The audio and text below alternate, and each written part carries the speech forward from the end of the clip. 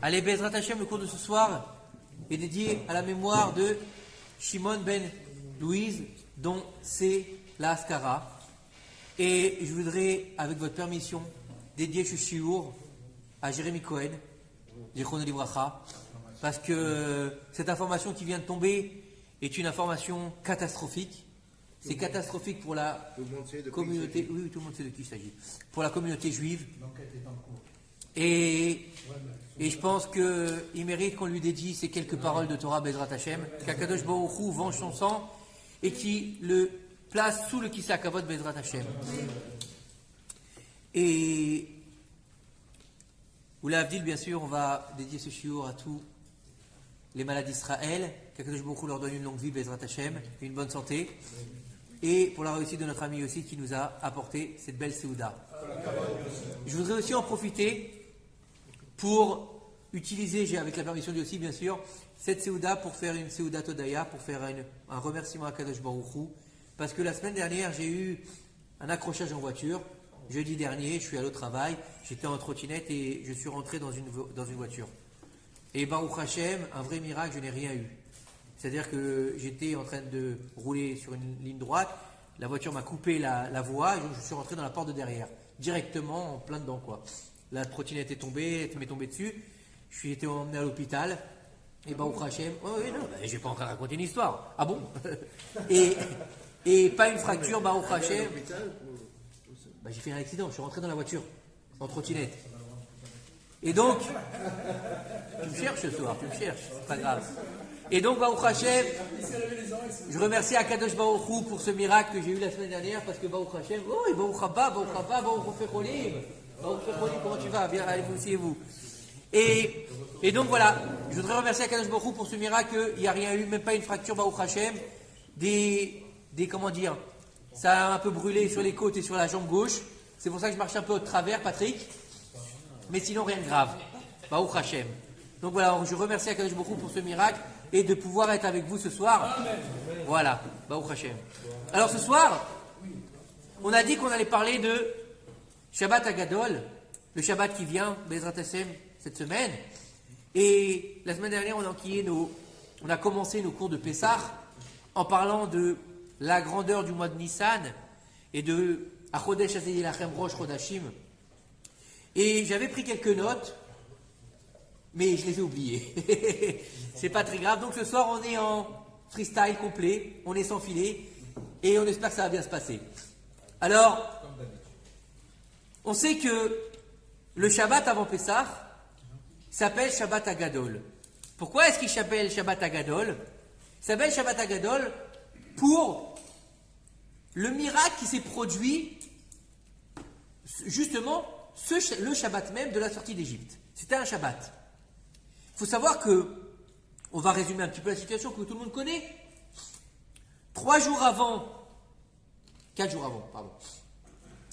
avant, Dieu il dit à Moshe, tu vas aller dire aux enfants d'Israël d'aller choisir un agneau d'1 an, pur, pour chaque famille, et celui qui aura un problème parce qu'il a une petite famille que ne peut pas manger un agneau, il va pouvoir s'associer avec ses voisins.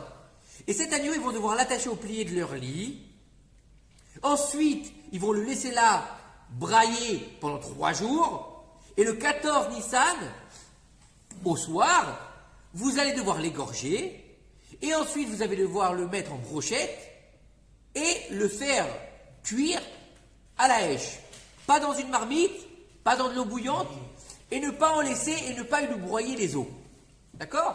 Et vous prendrez de ce sang de cet agneau-là, et vous le mettrez sur vos poteaux et les linteaux de vos portes, et moi je passerai et je punirai l'Égypte. Jusque-là, tout le monde me suit? C'est l'histoire. À l'intérieur ou à l'extérieur? À l'intérieur, on l'a dit la semaine dernière. Il y en a qui disaient à l'extérieur. Chacun sur quoi se tenir. Shivim Panim la Torah. On n'est pas là pour faire un débat, Moshe. On a plusieurs facettes. Il y en a un qui va dire à l'intérieur, l'autre qui va dire à l'extérieur. Les deux, ils ont raison. Pourquoi? Parce que d'Ivré Elohim Chaim. Parce qu'il y a plusieurs explications. La Torah, elle a 70 facettes. Si on s'arrête à une explication, on ne pourra jamais être d'accord avec les Ashkénazes, ni avec les Litaïs, ni avec les Sfaradim. Pourquoi? Alors que dans ces cas-là, on peut dire Qui est-ce qui a raison quand on lit la Torah? Le Marocain, il lit avec une manguina particulière. Le Tunisien avec une autre. Le Thémani, carrément autre chose. Et qui est-ce qui a raison? Tout le monde a raison. Parce que la Torah, elle est faite justement de pluralité. Et Moshe, il a reçu la Torah, sa Torah, a Torah. Il a reçu une facette de la Torah, Moshe, pas toutes les facettes. Et il y a une Torah orale et une Torah écrite. Si déjà on a une dualité dans la Torah, on a deux tables de la loi. Donc c'est normal qu'on ait plusieurs explications. Tu comprends? Mais toutes sont reliées au même point qui s'appelle Hachem Echad. Alors, donc, dans l'absolu, on a dit, ils ont pris un agneau, ils ont l'égorgé, ok, et on a vu la semaine dernière que l'agneau était le dieu de l'Égypte. Et donc, puisqu'il était le dieu de l'Égypte, donc les Égyptiens, ils ne sont pas contents qu'on va tuer leur dieu. En plus de ça, Dieu dit, vous voulez bouffer du Korban Pessah, vous êtes obligé de faire la Mila. Ça fait 200 ans que vous avez arrêté de faire la Mila, donc il va falloir y aller. Donc, troisième jour de Brit Mila, c'est le jour du Korban Pessah. Vous êtes dans un état critique. Donc, si les Égyptiens viennent vous tuer, vous pouvez rien faire. Donc, vous avez mélangé le sang de la Mila et le sang du Korban Pessah pour pouvoir accéder à la libération. Alors, la première question qui se pose, c'est si c'est un si grand miracle, puisque les Égyptiens n'ont rien fait, d'accord? Vous êtes d'accord? C'est un miracle immense. Imaginez un peuple entier qui fait un michoui dehors pour des milliers, voire des millions de bêtes. D'accord? Comment ça devait puer en Égypte? Donc ça veut dire que n'importe qui est passé, il sait qu'on est en train de faire le michoui. D'accord? Et puis les Hébreux ne devaient pas se cacher, ils devaient dire oui, on va tuer la bête. Donc les Égyptiens devaient être dans quel état à ce moment-là? Ils devaient juste avoir envie de les tuer, de les massacrer. Ils n'ont pas levé le petit doigt. Alors si tu me dis que c'est ça le Shabbat Agadol, donc tu aurais dû l'appeler autrement. Qu'est-ce qu'il a de Gadol? Gadol c'est grand, Gadol c'est un niveau. D'accord? Comme on dit un Gdol Ador. C'est quoi Gdol Ador? C'est un Shabbat qui est dans un haut. Le Gadol Ador c'est celui qui est dans le plus haut niveau au niveau des Rabbanim. D'accord? Dans la génération. Donc là, qu'est-ce qu'il a de haut niveau? Tu aurais dû me dire. On est dans le mois de Nissan, on est dans le mois des miracles, on a eu 10 plaies, donc 10 Nissim aussi, donc appelle-le Shabbat à Nissim, le Shabbat du miracle. Appelle-le, je sais pas moi, le Shabbat des Hébreux, appelle-le ce que tu veux, le Shabbat de la libération. Mais pourquoi tu l'appelles le Shabbat Agadol? C'est bizarre, non? Et il y a un minhag qui nous dit que le jour de Shabbat Agadol, donc Shabbat prochain, Bezrat Hashem, on ne dit pas Shabbat Shalom. On dit Shabbat Agadol Shalom. Non, attends, Shabbat Agadol. Mais, Shabbat Agadol Mevorach, pardon. Shabbat Agadol Mevorach. Shabbat Agadol Mevorach, d'accord? C'est une tradition de dire Shabbat Agadol Mevorach, d'accord? Au lieu de dire Shabbat Shalom. Donc, c'est qu'il est particulier, Shabbat. Donc, il y a quelque chose de pas logique derrière. Pourquoi est-ce qu'on ne l'a pas appelé le Shabbat du miracle? Le Shabbat de la liberté, puisque juste après ils sortent. On est d'accord ou pas? Ils ont tué l'Égypte. Ils ont tué le symbole de l'Égypte. Puis ils sortent. Appelle-le Shabbat de la liberté. Shabbat de la fin de l'oppression.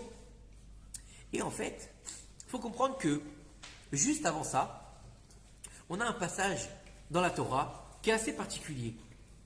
Moshe Rabbeinu se trouve devant Pharaon et il lui dit, donc on vient de finir la plaie des ténèbres, et là tout le monde en a marre. Et là, Pharaon, il se dit, j'en ai ras-le-bol de voir cet oiseau de mauvais augure, je vais lui interdire de réapparaître devant moi. Il lui dit à Moshe, et le jour où tu reviendras devant moi, je te mettrai à mort. Vous pouvez aller voir, hein, c'est dans les textes. D'accord? Et là, tout à coup, Dieu, dans le palais de Pharaon, qui est rempli d'idoles, il se révèle à Moshe Rabbeinu. Alors que jamais il a fait ça. Jamais. Et il va lui dire là, encore une dernière plaie, et vous sortirez. Et il lui explique à Moshe tout le talir. Je vais sortir, je vais venir tuer les premiers-nés. Je vais passer au-dessus des maisons. Et vous serez en train de manger le Korban Pessah avec votre ceinture et votre bâton, prêts à sortir d'Égypte. Tout le monde a vu le film ou pas? Vous connaissez cette... Vous connaissez cette partie, c'est la fin du film. Donc, il lui dit, ouais, après 3h30 à peu près, il lui dit donc, dans le palais de Pharaon, il dit, d'accord, tu n'auras plus à revoir ma face parce que la dernière plaie, elle arrive. Tov. Et après, il y a un passage bizarre. Il y a marqué là-bas, et Akadosh Baruch Hu vaïten chen Aam, la Mitzrim, vegam aish Moshe gadol meod. Donc ça veut dire quoi? Et Dieu, il a donné Ve'Hashem Natan chen. Dieu, il a donné le chen, c'est la grâce aux yeux de Mitzraïm. Donc Mitzraïm, on va le traduire comment? Au lieu de l'Égypte. Et il va donner, et aussi Moshe, il est grand. Il est très grand. Attends, qu'est-ce que ça veut dire? C'est du chinois que tu es en train de me raconter. Et en fait, on sait très bien que Moshe Rabbeinu, il est le représentant du divin pendant la sortie d'Égypte, vous êtes d'accord? Mais par contre, Moshe Rabbeinu, il n'apparaît nulle part dans la Haggadah. Il n'y a pas une fois le nom de Moshe dans la Haggadah. Et toute la Haggadah, elle est centrée, et toute la fête de Pessah, elle est centrée sur une seule chose. Vehigata lebinecha bayom haolemor. Et tu l'enseigneras à tes enfants en disant. Donc, en fait, la fête de Pessah, comme on l'a expliqué la semaine dernière, elle est où? Sur la bouche. D'accord? Raconter, parler, dire, tenir sa langue. Quand Moshe, il a tué l'Égyptien, vous vous rappelez quand Moshe il a tué l'Égyptien, avec l'histoire de Nathan et Abiram, qu'est-ce qu'il a dit? Anoda Davarazé, la chose elle m'est connue maintenant. Et Rachid explique là-bas qu'en fait, Moshe ne comprenait pas pourquoi les Bnei Israël étaient devenus esclaves en Égypte. Et en fait, Rachid explique que c'était parce qu'ils étaient du Lachon Hara. Et on a expliqué la semaine dernière que c'était pas une tzaka, mais c'était une zaka. Qu'ils avaient fait un cri de l'intérieur. Donc ils avaient fermé leur bouche. Et c'est pour ça qu'ils ont été libérés d'Égypte. Donc toute la libération d'Égypte, elle tient sur la bouche. Tout le traitement de la sortie d'Égypte et de de transmission de génération en génération, comment il se faisait? Par la bouche. Vegata libinecha, ça veut dire quoi? Tu vas transmettre les paroles que tu as vécues en Égypte à tes enfants. C'est-à-dire que ce qui s'est passé en Égypte, on le raconte encore aujourd'hui au jour du CDR. Vous êtes d'accord avec moi? Ok. Donc en fait, toute la Haggadah tient sur une seule phrase, Maaseh Avot Siman Labanim. Vous êtes d'accord avec moi ou pas? Les actions des pères sont un signe pour les enfants. Oui ou non? Vous êtes d'accord?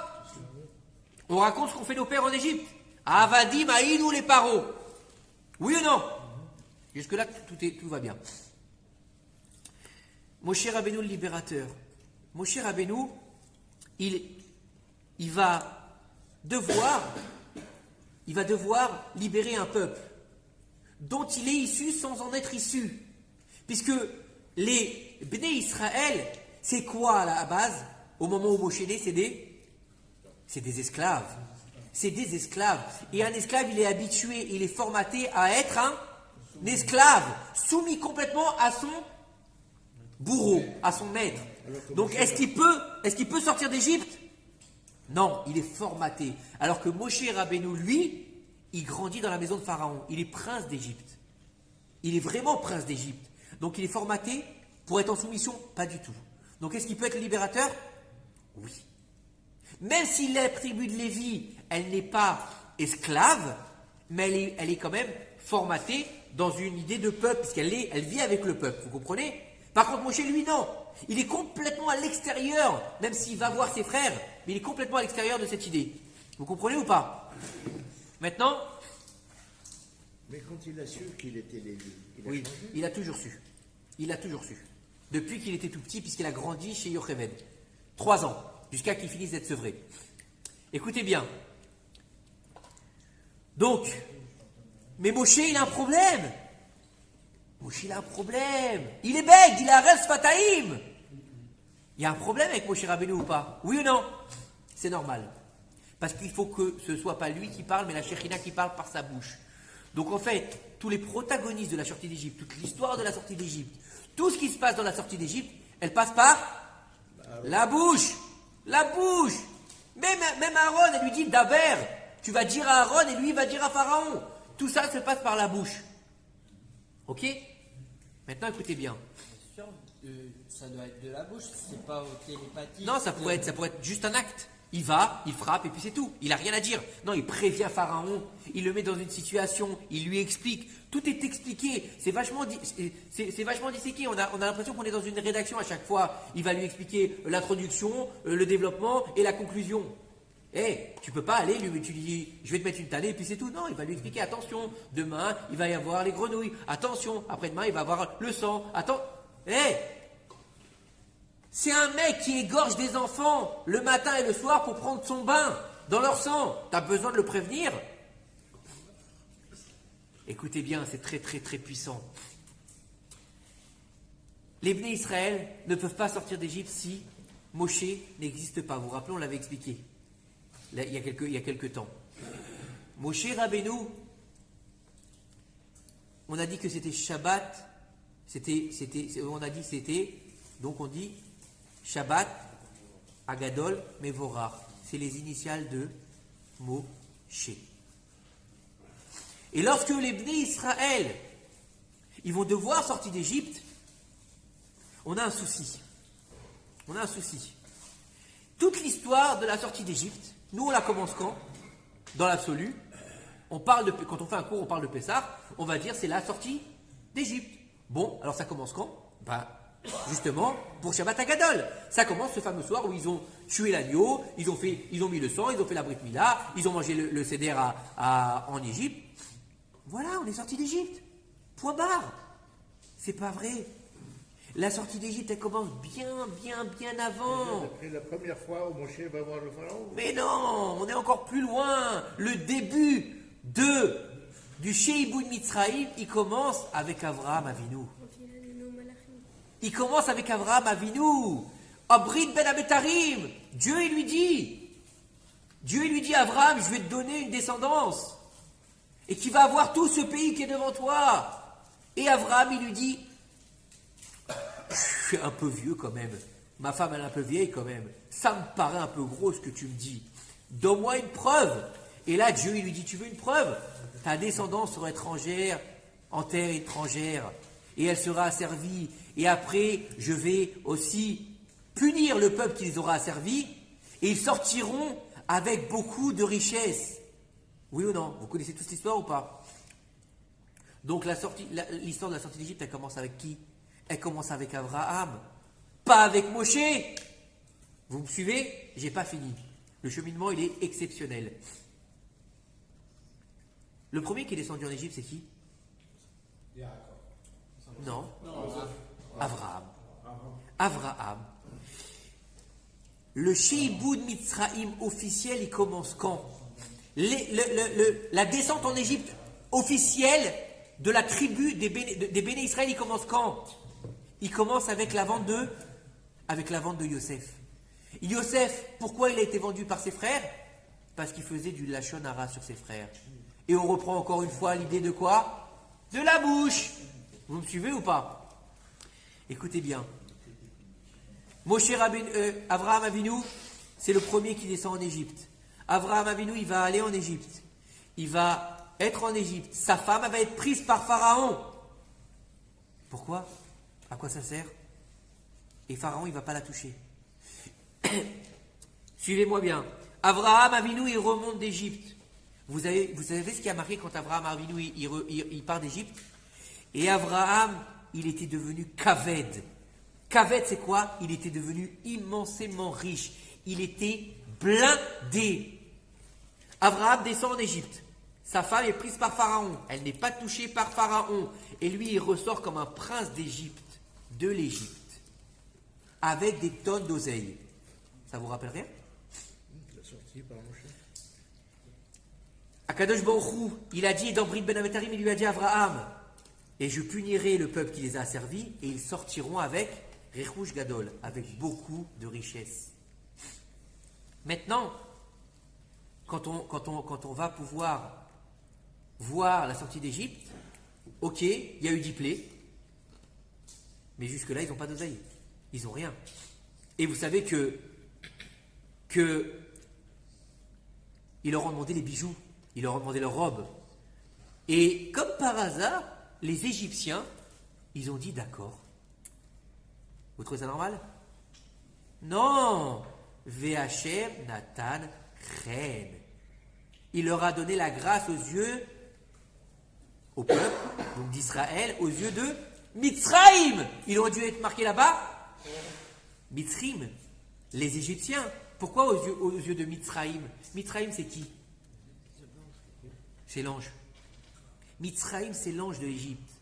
Dieu, il a fait que l'ange de l'Égypte, il voit les Bnei Israël avec grâce.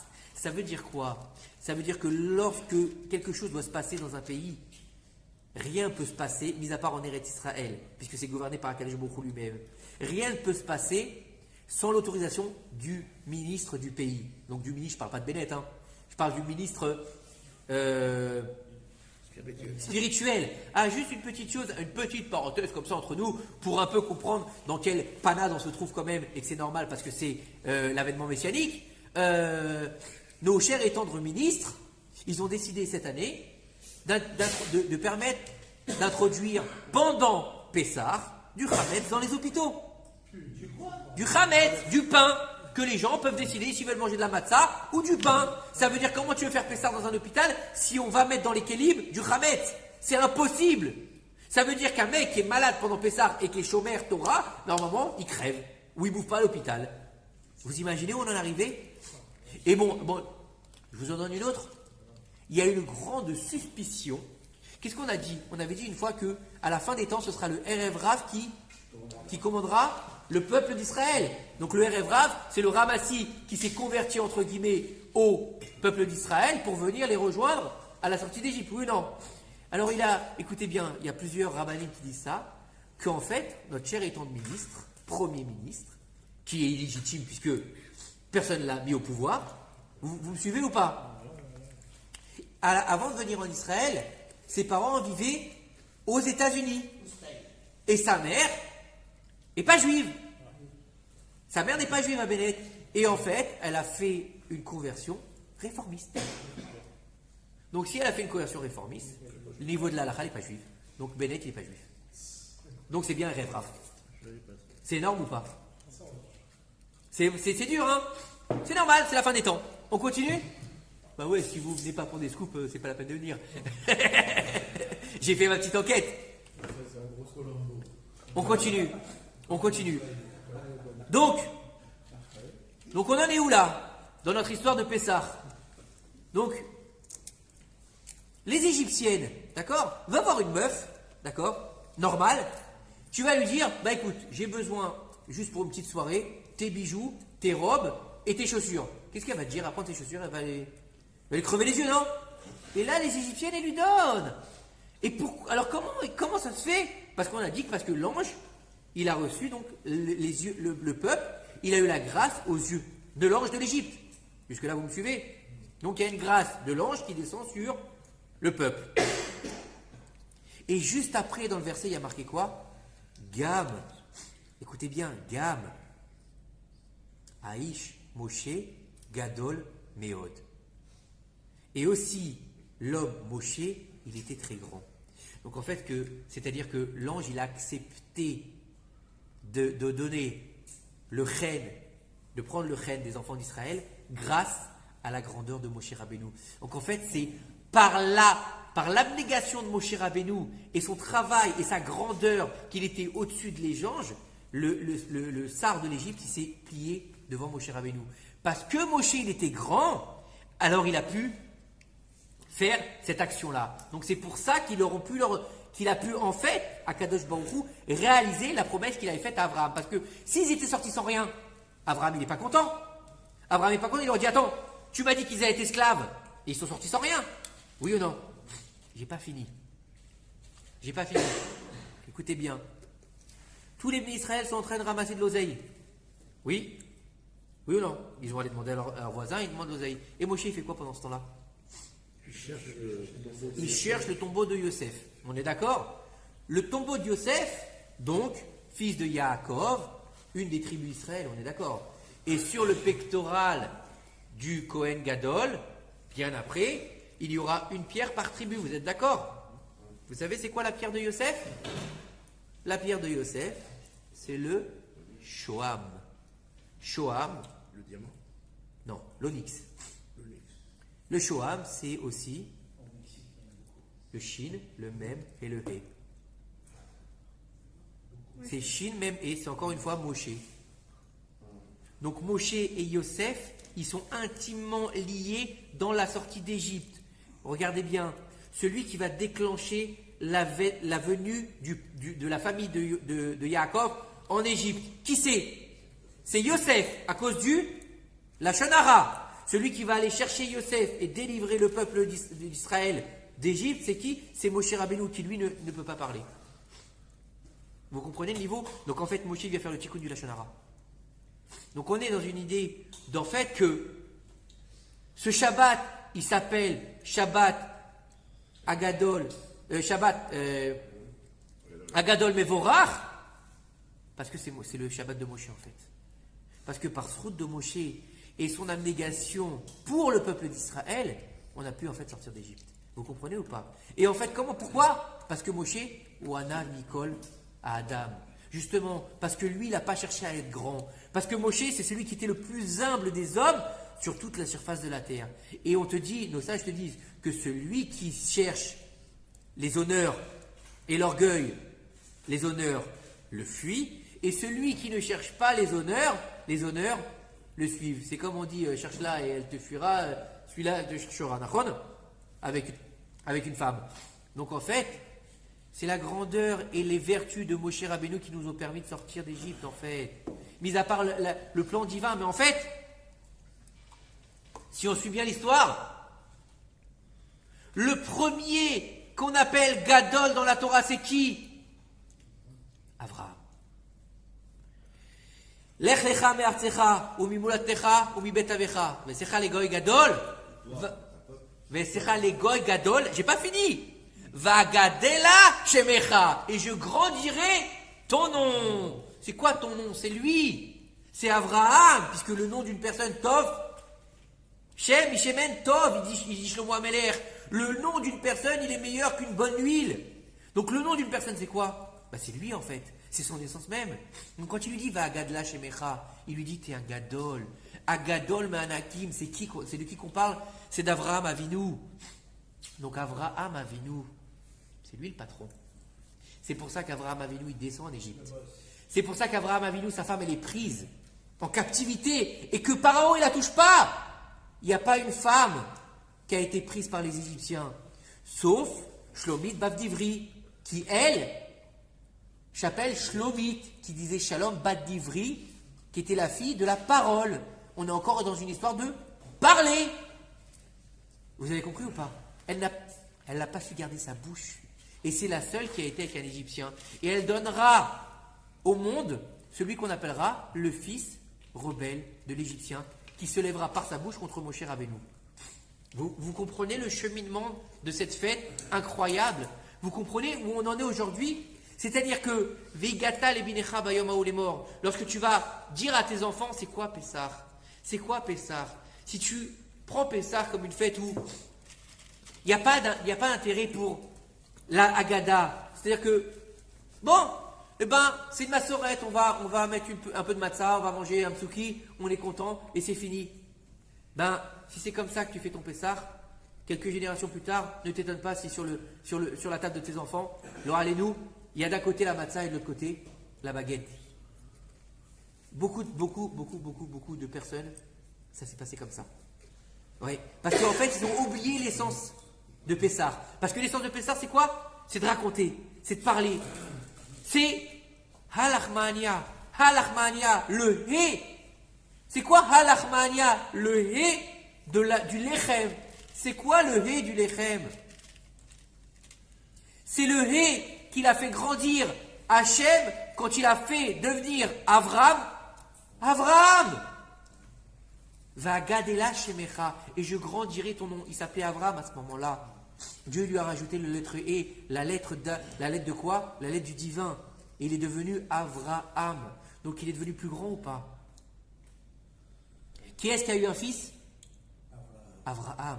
Qui est-ce qui est devenu le premier patriarche? Abraham. Éloé Abraham. On ne dit pas Éloé Avram. On dit Éloé Abraham. Et celui qui l'appelle Avram, c'est un péché qu'il fait. Vous comprenez ou pas où on va? Sarah, en devenant Sarai, elle ne pouvait pas avoir d'enfants. Sarai, avec le hé, elle a eu des enfants. Sarah n'a pas été touchée par les Égyptiens, par Pharaon. Les filles d'Israël, tout au long de l'exil, ne seront pas touchées par les Égyptiens, à part celles qui a fauté avec sa bouche. Comme Nathan et Aviram qui vont fauter avec leur bouche. Et justement, c'était la femme d'un des deux, Nathan ou Aviram. Vous comprenez, en fait, tout se recoupe dans la Torah. Donc, en fait, on a quelque chose de clair et limpide dans la fête de Pessah. Si tu ne vas pas suivre ta mitzvah, la mitzvah de Pessah, c'est Veigata les binecha bayom haou les morts. Et tu l'enseigneras à tel point qu'on te dit que si tu es tout seul, tu dois te raconter à toi-même la sortie d'Égypte. Vous avez compris ou pas? Parce que tu vas être habité par cette Leil Shimurim, cette fête cette soirée qui est gardée, qui est protégée. Mais comment tu veux te protéger si tu ne racontes pas les miracles d'Akadosh Baruch Hu? Si tu n'as qu'une seule idée en tête, c'est de bouffer.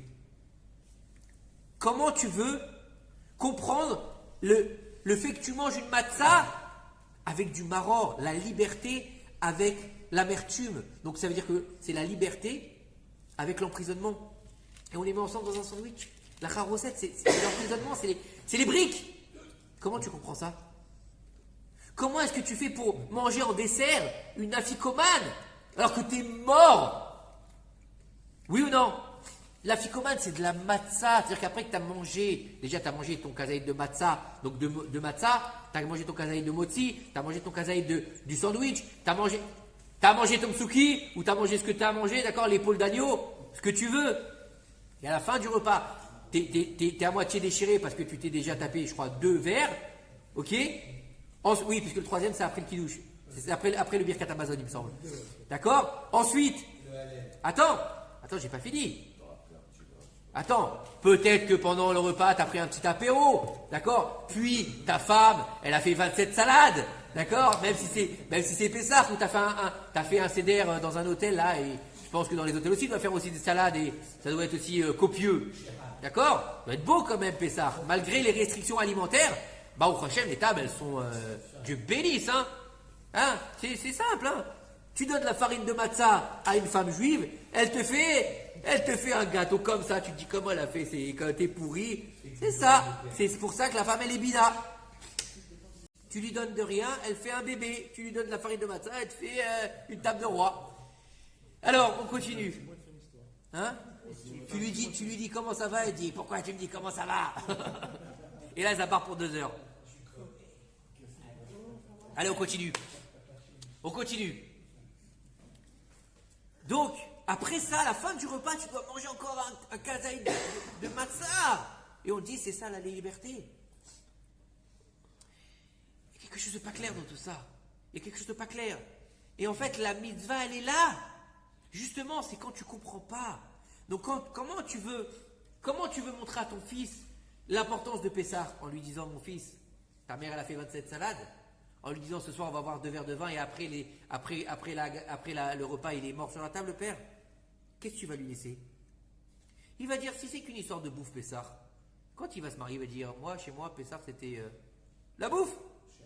C'était la bouffe. Donc, il va faire un repas. La gada, il va la mettre sur la cassette, ou il va se mater les 10 commandements, et il va dire, voilà. Ou il va dire, bon, apparemment, on mangeait, c'est quoi qu'ils ont mangé dans le désert? À la hache? Je vais faire à la hache. Vous comprenez ou pas? Donc, on a forcément un risque de perdre l'essence même de la fête et de se retrouver, lo alenu, avec du pain sur la table, du chametz. Parce que le chametz, comme on l'a expliqué la semaine dernière, c'est à l'intérieur de toi. Quand tu vas expliquer à ton fils, tu sais, on était esclaves en Égypte et Dieu, dans sa main puissante, par les 4 coupes, c'est quoi ces 4 coupes? Manishtana laïla azé. Pourquoi est-ce que ce soir-là, on boit 4 coupes alors que d'habitude, une coupe? On fait kidouche sur une coupe. Là, c'est 4 coupes de vin. Pourquoi 4 coupes? Parce que Akadosh Baruch Hu, il a dit, et je vous sortirai, et je vous libérerai, et je vous prendrai, et je vous amènerai. Il a dit 4 quatre niveaux de libération. Hein? Il ne boit pas les cinquièmes. Le cinquième, c'est Kos chez Eliyahu Hanavi. Parce qu'il y en a qui disent qu'il a dit 5 en fait. Qu'il a fait 5 attributs. Non, tu mets la cinquième, mais c'est pour Eliyahu Hanavi. C'est Kos chez Eliyahu Hanavi. C'est le verre de la délivrance. Eliyahu Hanavi, on l'a déjà expliqué l'année dernière, il vient pas, écoutez bien, n'essayez pas de vous cacher pour voir Eliyahu Hanavi venir boire la 5e coupe, il ne viendra pas, ce n'est pas le Père Noël, d'accord? Il ne viendra pas amener un cadeau en disant merci pour la coupe, non, laissez tomber, il n'y a pas de ça, d'accord? Oui. Parce que je te dis, il y a une marque loquette. Est-ce que c'est 4, est-ce que c'est 5? C'est ça. Il y a une marque loquette, c'est ce que je te dis. On n'est pas des Ashkenazim, donc c'est pour ça que nous on fait 4 et la 5e on la laisse à Eliyahu Hanavi. Non, il y a une marque loquette là-dessus. Il y a une marque loquette. Alors, ça tombe bien quand même qu'on en parle. N'oubliez pas une chose, c'est qu'il n'y a pas de Inyan d'être sous à Pessah. D'accord? Celui qui ne peut pas boire, d'accord? Alors, le mieux, donc déjà, la première chose, on l'avait expliqué l'année dernière, c'est de prendre du vin qui n'est pas mévouchal pour le soir du Seder. C'est très important. Parce qu'il a une grandeur plus que le vin mévouchal. D'accord? C'est une des raisons pour laquelle on n'invite pas un non-juif au Seder de Pessah. Parce que s'il touche le vin qui est pas mévouchal, ça devient un dessert. D'accord? Ça se discute, on sait. Mais dans la. On part dans l'absolu, Daniel, on ne peut pas rentrer dans toutes les raisons. On est d'accord, donc ça c'est le vin. Celui qui ne peut pas, essaye, il ne supporte pas, il fait sur du jus de raisin. D'accord? Ou il coupe avec du jus de raisin, pas avec de l'eau. L'eau, c'est au moment où on va faire les diplés, d'accord? L'eau et le vin. D'accord? Alors, il faut savoir aussi une chose qui est très importante, il faut manger la ficomane avant Chatzot Laïla. D'accord? Donc il n'y a pas de Inyan de traîner en longueur en disant c'est pas grave, de faire 10 000 explications. Tu veux, tu as toute la nuit si tu veux pour parler. Mais la ficomane, il faut que tu la manges avant Chatzot Laïla. D'accord? Et bien sûr, comme on l'a expliqué, ne pas bâcler la seconde partie du CDR. Et bien sûr, à la fin, il y a une Malak Dola, je ne sais pas si vous êtes au courant, il y a une grande Ségoula pour la nuit du CDR. C'est une Ségoula qui peut ouvrir toutes les portes, mais toutes les portes. Hein. Pour ceux qui ont besoin d'une Ségoula particulière, pour les enfants, pour la Parnassa, pour le Shalom Bayit, c'est Shir Hashirim. Je sais que c'est un peu long, mais si tu finis ta Agada, donc tu as fini ton Hallel, tu as fini Hallel Ressa, d'accord? Tu as fini tout, ok? Tu as fait Hagadia, tu as fait. Là, tu es content, tu t'assois, tu fais Shir Hashirim, mais pas en bâclant. Shir Hashirim en chantant. Parce que Shir Hashirim, c'est le moment en fait de l'union totale. Vous savez que quand on traduit le Shir Hashirim, d'accord, on a l'impression que c'est une histoire un petit peu olé olé. Et mon bien-aimé à moi, et je viens te voir, et je vais t'aimer, et j'étais pas très habillé, j'ai dû aller Oh, on est où là? C'est quoi? C'est un film un peu Zarbi là? Hein, on n'est pas dans une histoire d'Arlequin là. Ça s'appelait comme ça, Arlequin? Arlequin et Grenoble. Ouais, je sais pas comment. Les trucs là qui lisaient les femmes à l'époque là. C'est ça s'appelait Arlequin? Ouais, Arlequin. On n'est pas là-dedans. On est dans de la Torah. C'est Shlomo Améler qui l'a écrit. Le plus chacham de tous les hommes. On te dit en fait, puisque, étant donné que ce soir-là, c'est le moment où tu es sorti d'Égypte, donc c'est le moment où tu es devenu le peuple, donc c'est le moment où tu as été pris de ta servitude d'esclave pour devenir le serviteur d'Hachem, pour devenir en fait celui qui va s'unir à Kadosh Baruch Hu. Donc le texte le plus approprié pour ça, c'est Shir Hashirim. Donc la Ségoula du soir de Pessah, c'est Shir Hashirim. Donc vous voulez avoir de la tzlacha, la bonne Ségoula, c'est Shir Hashirim. Et vous pouvez y aller, apparemment c'est une Ségoula qui est vérifiée. D'accord? On continue. Donc on a dit que tout ce Shabbat il tourne autour de Moshe Rabbeinu, d'accord? Au niveau du miracle, bien sûr, que les Égyptiens ne nous ont pas touché. Donc il ne s'appelle pas le Shabbat des Nissim, puisque c'est le Shabbat de Moshe en fait. Donc c'est Shabbat Agadol. Plus t'es bas et plus Dieu il te met haut. D'accord? Plus tu vas être un ave et plus Dieu il va te donner de la réussite. Vous comprenez ou pas? plus tu vas fuir les honneurs, plus tu vas fuir comment on appelle ça, comment on appelle ça, tu sais, je suis le PDG, je suis le, comment on appelle ça là? Non, il y a un nom pour ça. Les titres, merci. Plus tu fuis les titres et plus Dieu il va te grandir. Vous vous rendez compte que Anav, Nicole, Adam, le plus humble de tous les hommes, et ben la Torah, elle est appelée à son nom. Torah Moshe Avdi, la Torah de mon serviteur Moshe. Ça veut dire que toute la Torah de Bereshit, et pourtant il n'apparaît pas dans tout le Sefer Bereshit, jusqu'à la fin de Vezat HaBeracha, ça appartient à Moshe Rabbeinu. Pourquoi? Parce qu'il était Anav. Donc vas-y, essaie d'être orgueilleux toi. Vous comprenez un peu? C'est la... Arrête, t'abuses. C'est donc la modestie de Moshe Rabbeinu qui l'a fait grandir. Et c'est pour ça que Dieu il nous a choisis. Et pourquoi il a choisi le peuple? Tu posais la question la dernière fois. Pourquoi est-ce qu'il nous a choisis? Pas parce qu'on est les plus beaux, pas parce qu'on est les plus forts, pas parce qu'on est les plus grands, parce qu'on est modeste. Parce qu'on est modeste en fait, parce qu'on se rabaisse. On est le plus petit des peuples. Oui ou non? On est celui qui est le plus disséminé. On est celui qui a le plus été massacré. Et on est celui dont on parle le plus. On est celui qui a le plus grand nombre de prix Nobel, de chercheurs, de têtes. On est le peuple qui a construit le monde. Regarde les empires, à partir du moment où les Juifs sont partis, brac, c'était fini. Et je te parle historiquement, pas de la Torah.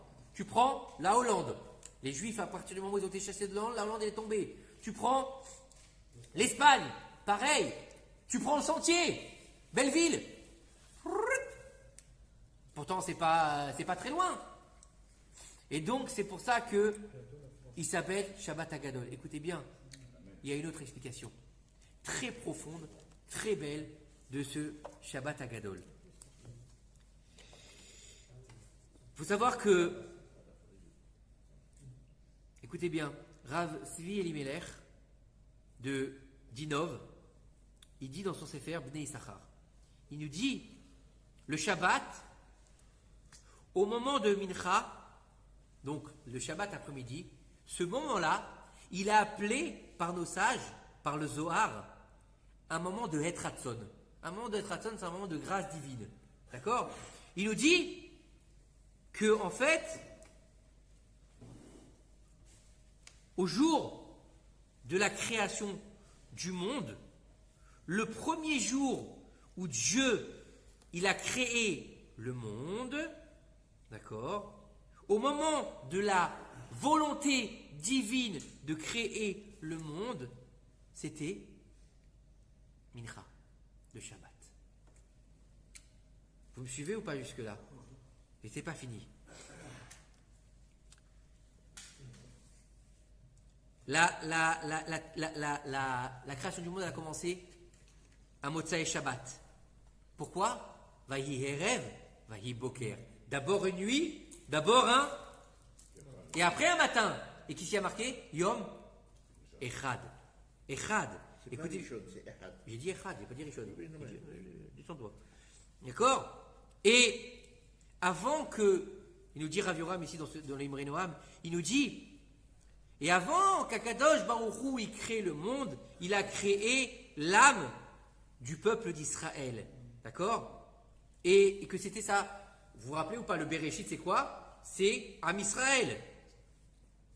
Et donc il a décidé de créer le monde pour le Am Israël. On revient là-dessus ou c'est bon? Bereshit bara Elohim. Bereshit, le monde. Bereshit, la Torah. Bereshit, Am Israël. Bereshit, la crainte du ciel. Vous vous rappelez ou pas? Et étant donné que la création du monde elle a commencé à Motsai Shabbat, et que il avait donc dans sa pensée, Dieu Akadosh Baruch Hu, de créer les âmes du peuple d'Israël avant la création du monde. Avant la création du monde. Donc le Zman avant Motsai Shabbat, c'est quand? Le Zman avant Motsai Shabbat, c'est quand? C'est Mincha. C'est Mincha. Donc le premier Shabbat, en fait, l'instant T avant la création du monde, c'était le Shabbat. Vous comprenez ou pas? C'est-à-dire que le monde, il va pomper son essence du Shabbat, où Akadosh Baruch Hu, il va avoir en fait la pensée de créer le Ham Israël. Donc le monde ne peut survivre qu'avec Ham Israël. Puisque Dieu il leur a dit, si vous acceptez ma Torah, tant mieux, si vous acceptez pas, le monde retourne au Tohu Vavohu. Donc ça veut dire que la condition sine qua non pour que le monde continue à exister, c'est qu'il existe le Ham Israël. Donc c'est une bonne nouvelle, ça veut dire qu'on ne sera jamais détruit. On ne sera jamais détruit en totalité. C'est beau ou pas? C'est beau ou pas? Écoutez bien.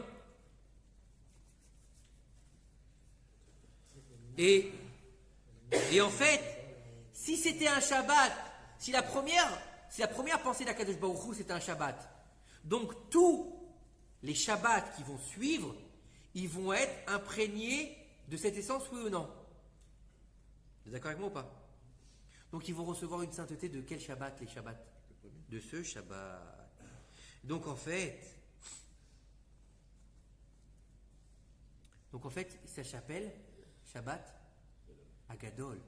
C'est le grand Shabbat. Et en fait, écoutez bien ce qu'il nous dit ici. On va comprendre par là qu'est-ce que c'est la grandeur du Shabbat Agadol. Il y a marqué que le Shabbat avant Pessah,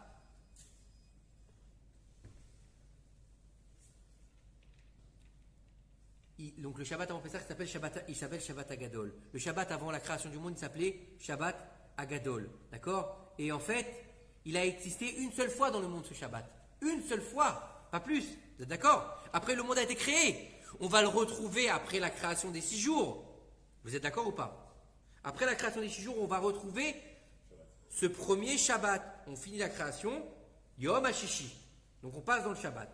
D'accord? Et étant donné qu'au moment où Dieu il a créé le monde, c'était Mincha et que ça s'appelait Shabbat Agadol, qu'est-ce qu'on a dit la semaine dernière? Que chaque année, dans chaque mois, revient l'essence du mois. Vous vous rappelez ou pas? Ça veut dire que Nissan, depuis la sortie d'Égypte, il a en lui la force de la libération. Oui ou non?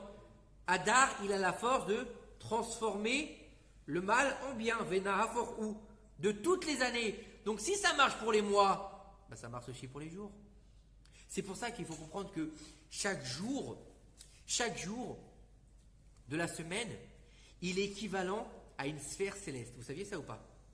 Les jours, c'est pas comme ça. Dieu, il n'a pas créé le monde en disant chaque jour il fait ce qu'il veut. Vous vous rappelez? On a aussi expliqué que le mois, l'astre, la couleur, vous vous rappelez ou pas tout ça? Donc il y a plusieurs niveaux dans un mois. Mais le jour aussi, par exemple, il faut savoir que le dimanche, Yom Rishon, en hébreu, c'est le jour du Chesed. C'est le jour du Chesed. Il a été créé sous la vertu du Chesed. Le mardi, par exemple, il est sur la sphère, il dépend donc de la sphère, de la tiferet, de la splendeur. C'est pour ça qu'on l'appelle Pa'amaim Kitov. Pourquoi Pa'amaim Kitov? Parce qu'en fait, tiferet, c'est la splendeur. Tiferet, c'est qui? C'est Yaakov. Et Yaakov, c'est l'équilibre parfait entre Chesed et Gevura. D'accord? Entre la rigueur et la bonté. D'accord? Donc deux qui font un. Donc les Pa'amaim Kitov. Vous comprenez ou pas? Et Shabbat, c'est quoi? C'est quelle sphère? Quelle sphère le Shabbat? Boïkala, Shabbat. Malketa, c'est la Malchut, c'est la royauté. Vous comprenez ou pas? Donc il y a une essence, il y a une sphère qui est reliée au jour de la semaine. Donc en fait, cette lumière qui va être définie avant la création du monde, qui contient en elle toutes les Neshamot du Ham Israël, elle se va retrouver quand? Dans les Shabbats. Et au moment au fait où le peuple il va devoir sortir d'Égypte, on parle d'un peuple, donc des Neshamot d'Israël. Donc en fait cette lumière elle revient là pendant ce Shabbat Agadol. Vous comprenez en fait? Le Shabbat d'avant la création du monde, il va se réinterpréter dans le Shabbat Agadol. C'est pour ça qu'il est grand. Vous comprenez? Cette lumière, elle se régénère ce jour-là. Elle réapparaît. Et en fait, c'est le premier Shabbat. Et c'est pour ça que juste avant, on a eu Makat Bechorot, puisque c'est le Bechor des Shabbats. Donc il faut qu'il y ait un Inyan de Bechor, et c'est pour ça que juste après ça, vous allez voir dans la Torah, vous pouvez voir, c'est incroyable. Après qu'on a l'histoire de cette idée de sortie d'Égypte, Makat Bechorot, Seder, donc on remet les choses en ordre, on remet le tétragramme en ordre. Le seul mois de l'année où le Yudke et Vavke est dans l'ordre, c'est le mois de Nissan. Après, il passe dans des configurations différentes. Par exemple, Vav Yud. Par exemple, et Vav, Yud et Is. Mais le seul mois où il est Yudke Vavke, c'est Nissan. Écoutez bien maintenant. Donc, juste après toute cette histoire, à Chodesh Azelachem, Rosh Chodashim. Donc on est encore dans l'histoire de Bechor ou pas? Rosh Chodashim, c'est-à-dire que c'est le premier des mois. Donc c'est le Bechor des mois quelque part. Oui ou non? Juste après toute cette histoire, qu'est-ce qui a marqué dans la Torah? Donc on est dans la paracha de Bo, d'accord? Tout ce qui se passe là, tout ce que je vous ai dit avec Moshe Rabbeinu, la dernière plaie, d'accord? Le Makat Bechorot, le Pessah d'Akadosh Baruch Hu au-dessus des maisons juives, d'accord? Le cri de l'Égypte, tout ça, ça se passe quand? Ça se passe quand? Paracha Bo. Et à la fin de la paracha Bo, qu'est-ce qu'il y a marqué? Il y a marqué la première paracha qu'on met sur notre bras et sur nos têtes tous les jours. Kadeshli Kol Bechor. Pak! Sanctifie-moi tous les premiers-nés. Vous comprenez ou pas? Donc, béni Bechori Israël, mon fils, mon premier-né, Israël. Vous avez compris? Donc, toute la fête de Pessah, elle sert à remettre les Neshamot du premier jour, des prémices de la création du monde à leur place. Vous avez compris? Vous avez compris cette splendeur de ce jour-là? Ça veut dire qu'à Mincha, Shabbat prochain, c'est un moment de être Ratzon. Ça veut dire que, en fait, juste avant, pendant ce Nes Agadol, pendant cette journée exceptionnelle où pas un seul des Mitzrim il a pu bouger. Pourquoi? Parce qu'il était aveuglé par la lumière intense qui sort à ce moment-là. Vous comprenez ou pas? C'est une autre lecture de la Torah. C'est une autre lecture de la compréhension de ce qui se passe. Parce que dire, ils ont pris un agneau, ils l'ont mis au pied de leur lit, ils l'ont bouffé en mangal, et les Égyptiens, ils ont regardé sans rien faire, ça fait un peu cinéma tout ça. On est d'accord? La Torah n'est pas une histoire. La Torah n'est pas un conte de fées. La Torah n'est pas une légende. Chas v'shalom. La Torah, c'est des faits. La Torah, c'est une prophétie. La Torah, en fait, c'est ce qui doit nous nourrir aujourd'hui. Parce que si tu vis ton Shabbat Agadol comme les autres Shabbats, que tu vis ton Shabbat Agadol comme un jour normal de la semaine, c'est-à-dire que tu vas continuer, tu vas à la synagogue et puis tu vas dire bon alors comment ça s'est passé cette semaine, combien t'as gagné toi, hein? T'as entendu la dernière chanson de Rihanna a commencé trop bien. Il est où ton Shabbat Agadol? Il est où ton Shabbat Agadol?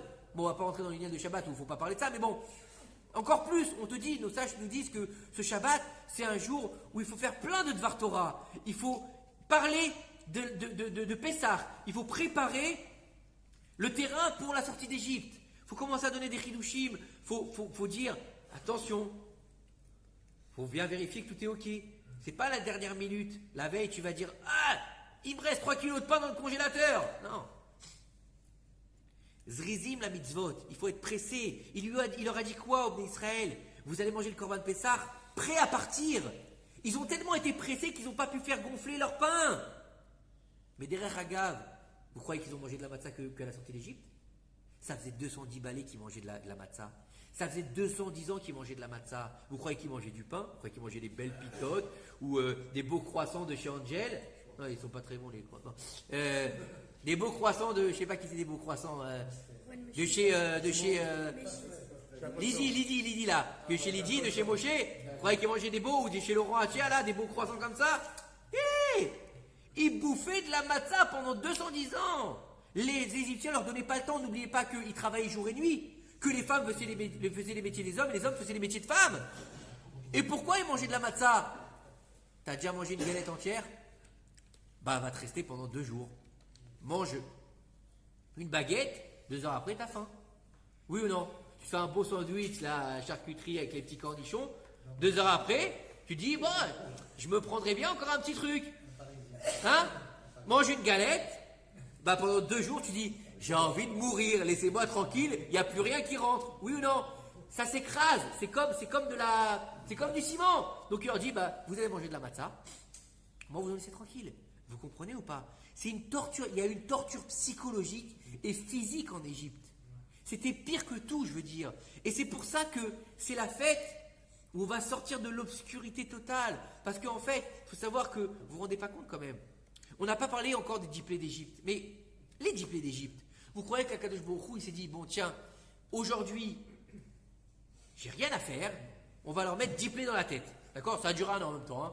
Et il a dit, bon, allez, on va regarder la liste des tortures qu'il y a, Instagram, piqué. Ah, c'est bien, on va leur envoyer du sang. Vous croyez qu'il a fait comme ça, Kadosh Baruch Hu? Vous croyez qu'après il a dit, bon, aujourd'hui, qu'est-ce que j'ai en réserve? Il a regardé dans son calepin, il a dit, tiens, on a un arrivage de grenouilles qui est arrivé, on va leur jeter. C'est pas un Walt Disney, c'est pas comme dans la mythologie grecque, là où il y a Zeus qui est avec ça, et qui envoie. Non, d'accord? Ça c'est bon pour les dessins animés, c'est bon pour les gosses, c'est bon pour le premier degré. Akadosh Baruch Hu, le monde il lui appartient puisqu'on est dans lui, on est dans Akadosh Baruch Hu. Il s'est juste retiré pour nous laisser vivre. Jbirat Hakelim à la création du monde, on ne rentre pas là-dedans, c'est trop compliqué.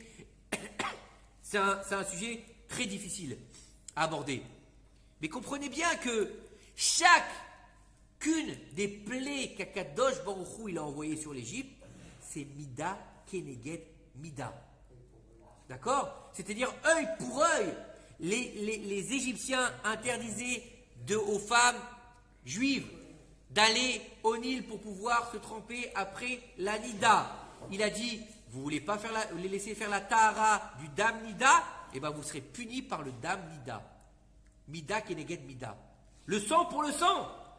Vous les envoyez dans le Nil chercher des crocodiles et des reptiles, et ben vous allez crever par les grenouilles. Il y a des méfarchim qui disent que ce n'était pas des grenouilles, que c'était des alligators. Bah oui, dans le Nil, il y a des alligators aujourd'hui. Des crocodiles, alligators, appelle-les comme tu veux. D'accord? Alligators en Floride. Alors des crocodiles peut-être. Écoutez bien, la plaie, donc non seulement, donc déjà va dans le Nil, c'est dangereux, d'accord? Ensuite, imagine, on te dit, aujourd'hui tu vas ramener une grenouille, d'accord? Non seulement tu risques de te faire bouffer par un crocodile, mais en même temps, une fois que tu as réussi à attraper la grenouille, franchement, c'est visqueux, c'est moche, t'as envie d'avoir ça dans les mains, t'as juste envie, c'est de mourir à ce moment-là.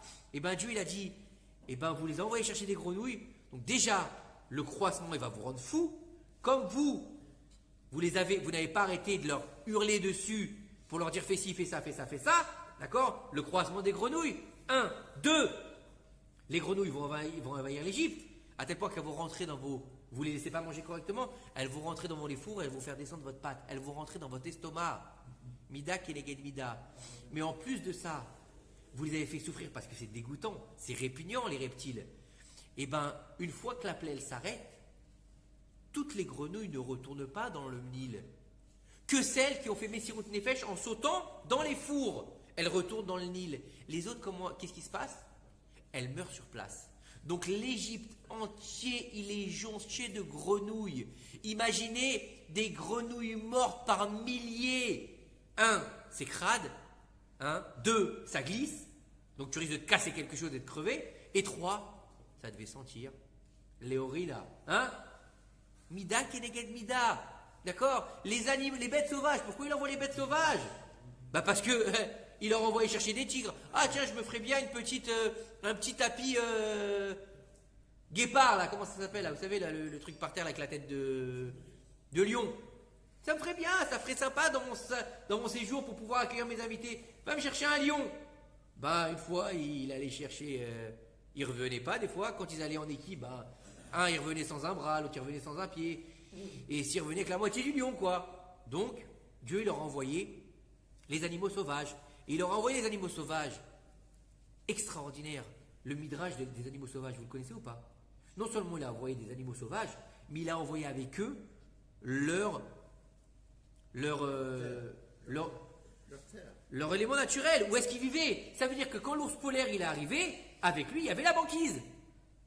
Donc imaginez, il y a un ours polaire qui arrive avec son glacier derrière. Oh le traumatisme. Déjà tu flippes pour l'ours, mais en plus tu te dis, bah attends, il fait 40 degrés ici. D'accord? Sans compter tous les animaux, il a même envoyé des animaux marins alors qu'ils ne peuvent pas vivre en dehors de l'eau, il les a envoyés. C'est incroyable quand même. On nous dit qu'il y avait un animal qui avait plusieurs pattes, on ne sait pas exactement ce que c'est, comme une espèce de pieuvre on va dire. Il venait, et quand les Égyptiens ils se barricadaient dans leur maison, cette espèce de pieuvre, elle montait sur le toit des maisons, elle arrachait avec ses grandes pattes les portes, elle rentrait ses tentacules dans les maisons, prenait les enfants et les jetait aux animaux sauvages qui les emportaient. Comme ça, il dit le Midrash. D'accord? Les ulcères. C'est quoi les ulcères? Ils avaient des ulcères qui étaient durs à l'extérieur, mous à l'intérieur. S'ils mettaient des pommades, ça devenait mou à l'extérieur et sec à l'intérieur. Il y avait avant des verres. Oui, mais je ne le fais pas dans l'ordre, mon fils. C'est juste pour donner l'idée. D'accord? Pourquoi ils ont eu ça? Bah parce que les Bnei Israël, ils travaillaient de jour comme de nuit. Ils n'avaient même pas le temps de se gratter. Vous n'avez pas laissé le temps de se gratter, ben vous allez mourir et vous n'allez pas pouvoir vous gratter. Parce que si vous vous grattez, eh ben tout va exploser. Vous comprenez? Et comment dire? Etc. au niveau de toutes les plaies. Et la dernière? Bah pourquoi la dernière? Bah parce que lorsque Pharaon, on lui a dit que le libérateur, il allait arriver, vous vous rappelez le songe de la balance avec le petit mouton? Vous vous rappelez ou pas? Encore une fois, on rappelle le petit mouton. Il est encore là ce petit mouton.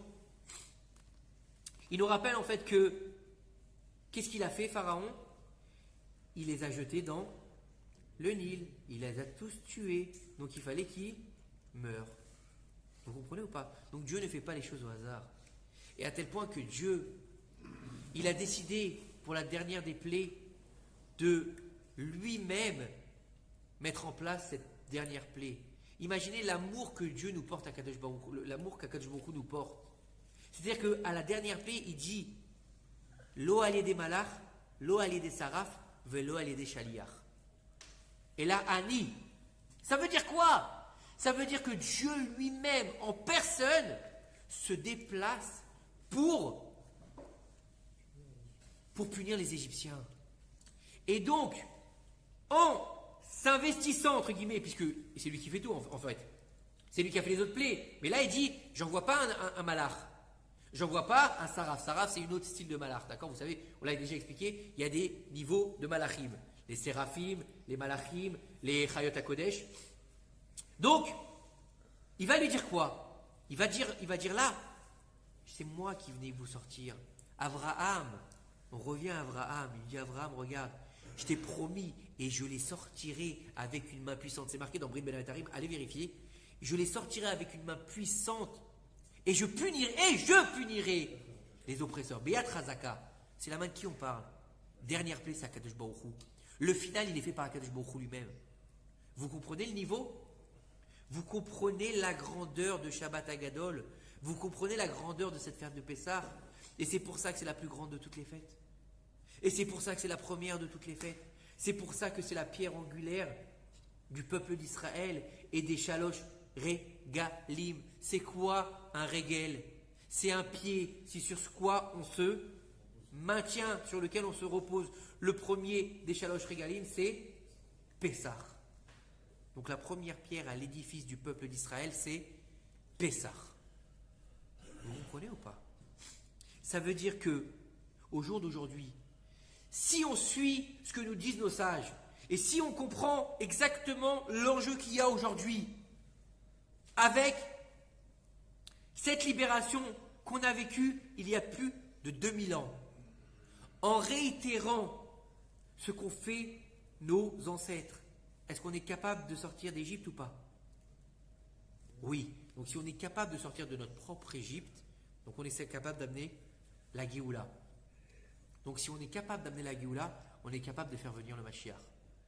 Donc ça veut dire que tout dépend de nous. Comme ça s'est passé en Égypte. Ils ont eu un cri vers Akadosh Baruch Hu, ils ont crié, ils ont demandé à Akadosh Baruch Hu d'être libérés. Nous, qu'est-ce qu'on demande? Faites un sondage, demandez aux petits jeunes qui sont rivés sur leur PSP, sur leur PlayStation, s'ils ont envie que le Mashiach y vienne. Dis-leur, quand Mashiach y vient, il n'y a plus de PlayStation. Il n'y a plus de PlayStation, il n'y a plus de console. Ils vont te dire, mais qui viennent pas? Celui qui est comment dire, addict à Netflix, tu vas lui dire, le jour où Mashiach y vient, il n'y a plus de télé. Il va te regarder, il va te dire, je vais faire quoi? Il va dire, pourquoi tu veux qu'il vienne? Laisse-moi tranquille, je suis bien moi devant ma télé, à laisser mon cerveau de côté. J'ai pas envie qu'il vienne. Nachon ou non nachon? Dis à une femme qui s'en fout, qui passe son temps comment dire, qui passe son temps dans les comment dire, dans les magasins à penser qu'à sa beauté extérieure, d'accord? Qui a tous les parfums, qui a tous les maquillages, qui est une bimbo, on appelle ça une bimbo là. Aujourd'hui ils appellent ça comment? Une Vénal, c'est ça? Vénal, non. Ouais, qui aime l'oseille, qui aime les trucs, les machins comme ça là. Pas ça? Non, pas pour plaire à son mari, je parle pas de celle-là. Non, celle-là, elle a le droit. Non, je parle que celle-là qui fait tout ça pour plaire, pour trouver des mecs, pour se faire entretenir. Celle-là, je parle de celle-là, moi. D'accord? Eh ben, celle-là, dis-lui, demain, Mashiach, il va venir, tu vas être obligé de t'habiller de sanoa, d'être avec ton mari, de plus être aguicheuse dehors, de plus être une bimbo. Mais elle va dire, mais... Et oui, et tu n'iras pas à la plage mixte. Pour qu'on puisse voir ton petit 2 pièces, pas très, avec pas beaucoup de tissu. Mais elle va te dire, mais j'en veux pas de ton Mashiach, laisse-moi tranquille. Oui ou non? Écoutez bien, j'ai mon collègue, qui est rave bien sûr, il enseigne dans une école à des enfants qui ne sont pas dans les yeshivot. Et il leur a expliqué la sortie d'Égypte, et il leur a expliqué que qu'il n'y a que 20% qui est sorti, et que les 80 autres pourcents, ils étaient morts. Et il leur a expliqué qu'ils avaient refusé en fait de sortir, parce qu'on allait leur enlever, entre guillemets, leur confort de l'Égypte.